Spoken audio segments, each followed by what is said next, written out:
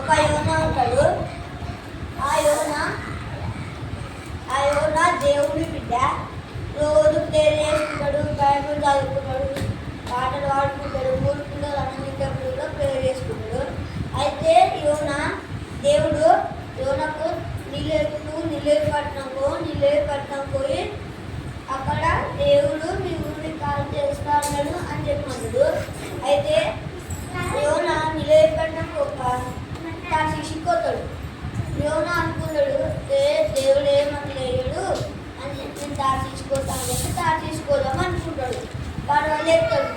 పడవ కింది భాగంన తిని పండుకుంటాడు. ప్రయాణికులందరూ ప్రయాణం అవుతాడు. కొంచెం మధ్యలో మరి పడవ అటు ఇటు అవుతాయి. అయితే ఒక పడవ నడపడానికి అందరిని అడుగుతాడు, నువ్వేమైనా తప్పు చేసినావా అంటే నేను వాళ్ళం ఏం తప్పు చేయలేమంటాడు.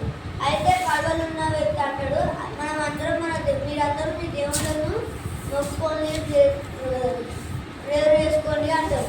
అయితే కింద బ్యాగులు లగేజ్లోకి కింద పడతామని ఒక ఆయన వస్తాడు, కిందకు వచ్చి లగేజ్ పడేస్తాడు. అయితే ఆయన యోనా మంచిగా తిని వండుకుంటాడు. ఆయన చూస్తాడు, అరే నిద్రపోతా లేవు అని చెప్పు నుంచి అక్కడ కొడతాడు.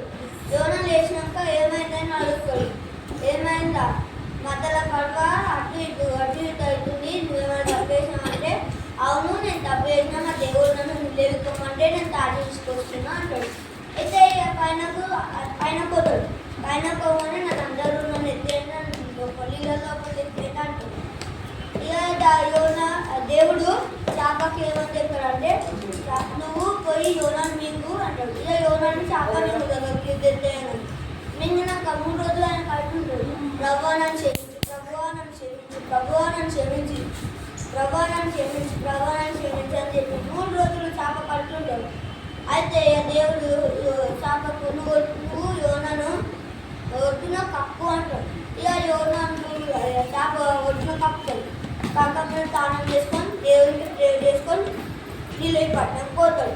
నిలేపట్నం పోయి రాజుతోని రాజా మీరు విగ్రహారాధన దేవుడి అధీనకపోవడం వల్ల దేవుడు మీ ఊరిని కాల్ చేస్తాడంట అంటాడు. అయితే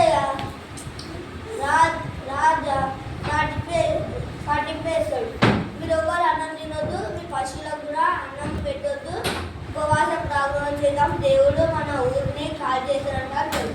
అయితే యోనా ఇంటికి పోడు.